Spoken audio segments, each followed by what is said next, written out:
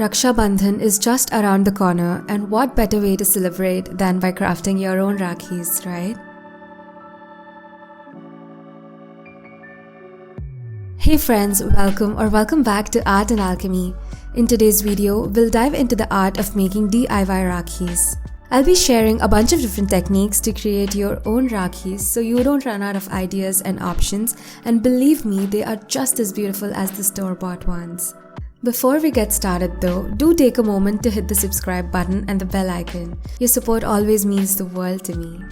For those of you who do not know about this festival, Rakshabandhan is a cherished Hindu festival and a beautiful occasion that celebrates the bond between siblings. On this day, sisters tie colorful threads or rakhis around their brothers' wrists, symbolizing love, protection, and a promise to stand by each other, while brothers give gifts and vow to safeguard their sisters in return. Now let's get started with shaping our sentiments into something truly special. In the first segment, we'll use clay and paints as our medium to create beautiful Rakhi designs. Here are all the supplies you'll need for this first project. First, we'll obviously need some type of clay. The one I'm using here is called molded by Fevicryl. Then we'll need a painting medium to create our designs. Acrylic paints work the best for this, but you can also use acrylic paint markers if you have them on hand. You'll also need a varnish to seal the paint and add glossy finish. Next, we'll need some threads or string. Here I'm using embroidery threads which come in a lot of different shades and are easily available too. You can use any colorful strings of your choice as long as they're thick and sturdy. Let's start by prepping the clay. I'm using molded clay from Fevicryl. This clay is an epoxy compound. It's air-dry clay which comes as two separate packs. One is a resin base and the other is hardener. You have to mix them both in equal proportions and knead until well combined. Here I'm using a baking sheet or a parchment paper to prevent the clay from sticking to my work surface. I'm taking equal quantities of both the compounds and mixing them well. Now, if you're using the same clay as I am, keep in mind that once you mix the hardener and the resin base, it starts to harden within 20 to 30 minutes of working. So I would suggest you take very little quantities of each compound at a time. Once the clay is ready, I'm taking out a small portion of it to work with. You can dust some talc or any powder or even cornstarch so that it doesn't stick to the paper. I'm also placing a small piece of parchment paper over the clay. To roll the clay out, I'm using this cardboard cylinder from a roll of paper towels. Gently roll the clay out until the thickness becomes 2 to 3 mm. For the first Rakhi, we'll cut out a circle shape from the rolled clay. For that, I'm using a cookie cutter in the smallest size, which is 3 cm in diameter. Don't worry if you don't have a cookie cutter. You can use a bottle cap or something similar to cut it out. I'm now very gently cleaning the edges and smoothing the clay out. Be careful not to apply any pressure as it can deform the circle shape. Before setting it aside for drying, remember to poke 2 holes to attach the thread later. I'm using a toothpick for this. Gently lift it up using a knife and let it dry. For the next design, I'm going to show you how you can take this clay Rakhi a notch higher. I'm rolling out the clay again, but this time I used 2 wooden skewers to roll out the clay with even thickness. Let's try a different shape for this one. I'm cutting out a diamond shape with each side measuring 2.5 cm. Using a sharp knife, cut the shape out. Gently smoothen the edges. You can use either water or powder to do that and poke 2 holes with a toothpick. I'm very gently shaping the clay to curve the edges ever so slightly and make it look more like a diamond. Next, take a portion of the clay and using your fingers roll it out to make a noodle-like shape. Now let's draw the design on the diamond shape using a toothpick. Once that's done, cut about 3 cm length of the noodle, press it against the tip of the toothpick and roll it inward as shown to create these intricate designs.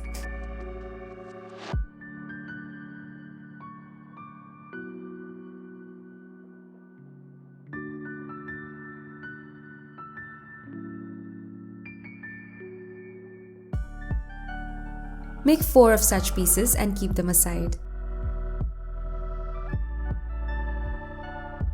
After all the pieces are dry, it's time to draw the designs and color them in. Let's start with the first one. Using a circle stencil, I'm drawing these guides for our design.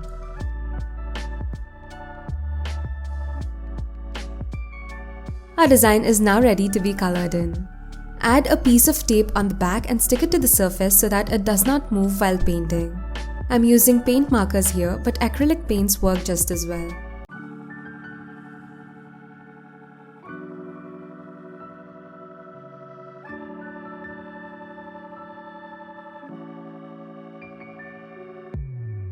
Let this dry for a bit and we'll come back to add details to it later. Meanwhile, I'm working on the second design.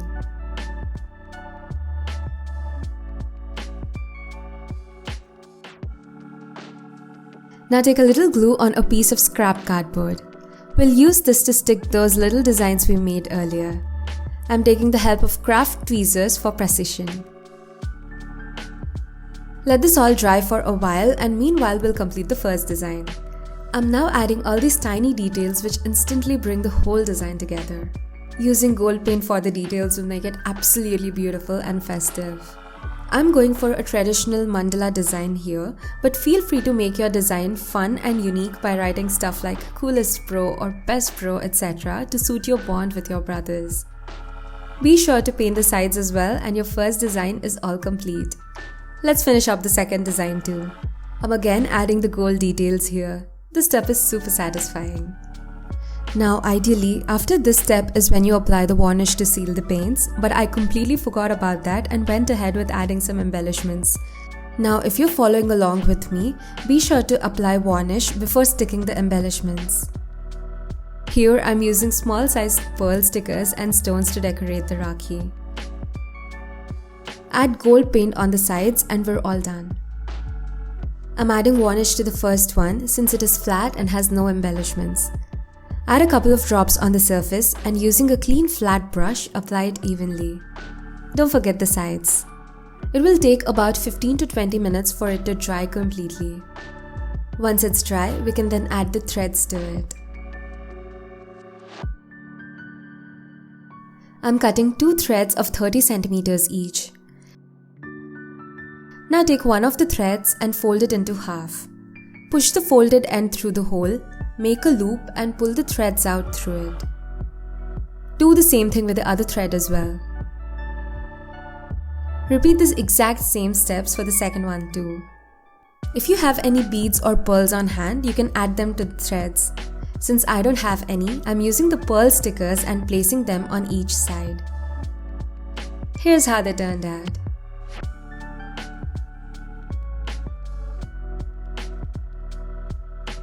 For the next segment, we'll use embroidery threads and embellishments to create beautiful Rakhis. Here are all the supplies you'll need for this. Embroidery threads in colors of your choice. Some decorative embroidery patches. I got this from a local craft store. They're usually available in variety of colors, shapes and sizes, and these come in handy for a lot of decoration projects too. Lastly, you'll need some scrap cardboard. Start by taking a piece of cardboard and trace the shape of your embellishment. Now draw the same shape to offset the smaller shape, making sure that there is even spacing between them. Take a sturdy and flat tool like this and compress the cardboard to reduce its thickness a little and cut the shape out.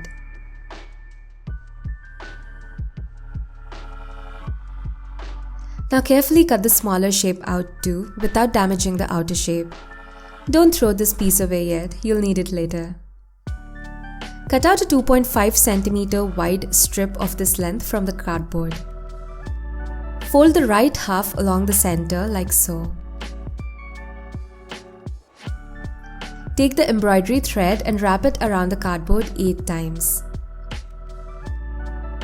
Cut the excess thread and slide the wrapped thread to the right. Now cut a small piece of thread, push it under those threads and tie a tight knot. Slide it out completely, hold the knot firmly and cut the threads like this. Next, take a brow brush or a toothbrush and brush the threads. This will loosen the threads out and make it look fuller. You can check the difference here for yourself. You'll need 4 of such pieces. Now, take the cardboard shape and apply some glue evenly on it. Brush the threads one last time to set them in place before sticking.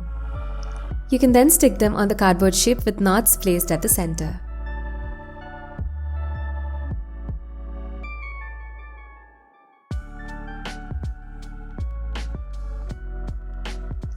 Now turn it around and fix the outer piece that we saved earlier.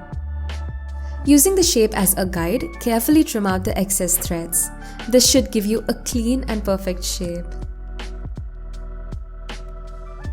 Next, apply some glue on the back of the embellishment and carefully place it in the center of the shape. Press it firmly and let it dry for some time.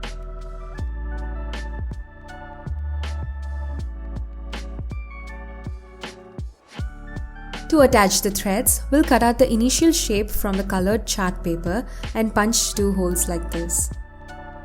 As shown in the previous segment, cut out 2 pieces of threads of 30 cm each, fold them in half and attach them to the colored paper cutout.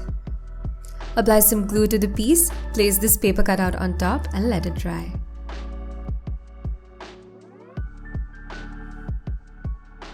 Our Rakhi is now complete.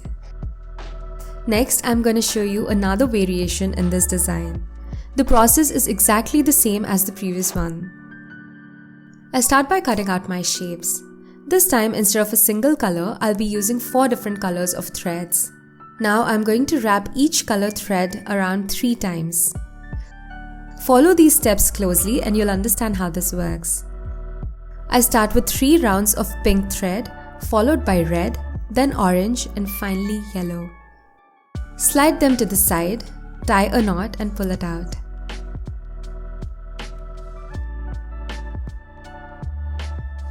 I'm going to make 3 of these. Brush them up to separate the threads and stick them on the cardboard circle. Trim the excess threads out as before and stick the embellishment on the center.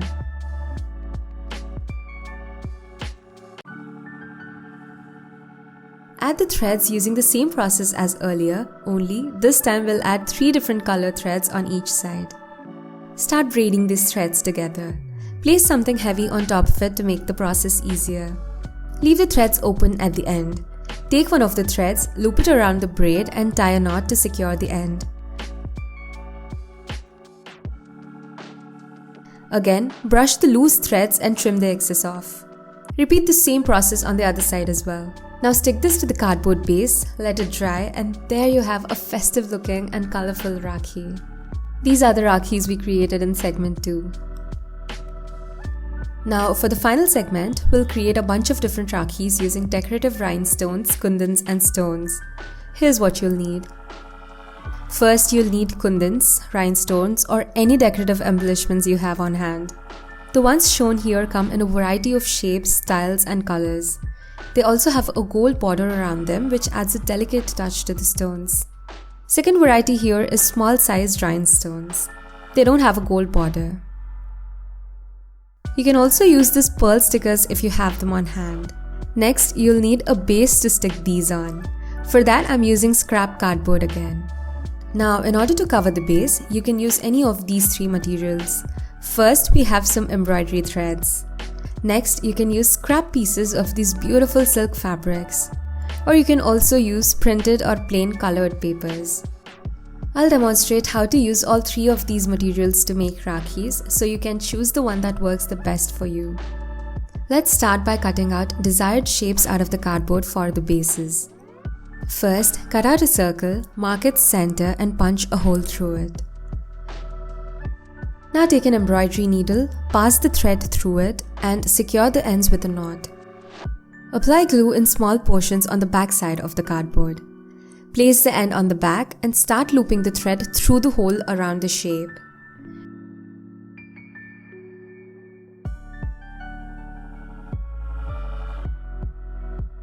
This will take a while and once you're done, it'll look something like this. Let it dry. I'm going to cut a square shape for the next one and repeat the exact same steps as before. Once both the bases are ready, we can start sticking the stones on top. Take a little glue on a piece of cardboard and with the help of a toothpick, apply it carefully on the base. You can mix and match rhinestones and kundans to create different designs. Let your creativity flow for these designs. Let's move on to the next one. For this, I'll be using only white kundans. This process is surely a little time-taking, but it's really relaxing and calming. For the next set of Rakhis, I'll use the fabric to cover the cardboard base. These have a nice pattern that I'm going to preserve and use as a guide to place the embellishments on top. Then turn the fabric around, apply glue to the cardboard and stick it. Trim out the excess fabric and make cuts like this around the fabric. This will help us fold the fabric neatly. Stick all the fabric and let it dry. It's now time to add the stones on top.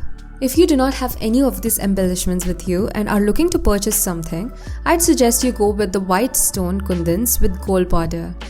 They're available as a set of 5 different shaped stones, and since they are white, they go with any material and color. These different shapes of stones help you create a variety of interesting compositions. For the last one, I'm using a decorative colored paper like this to prepare the base. I'm quickly going to stick it to the cardboard and our base is ready. Now again comes the fun part where I'll be sticking the stones to match the print below.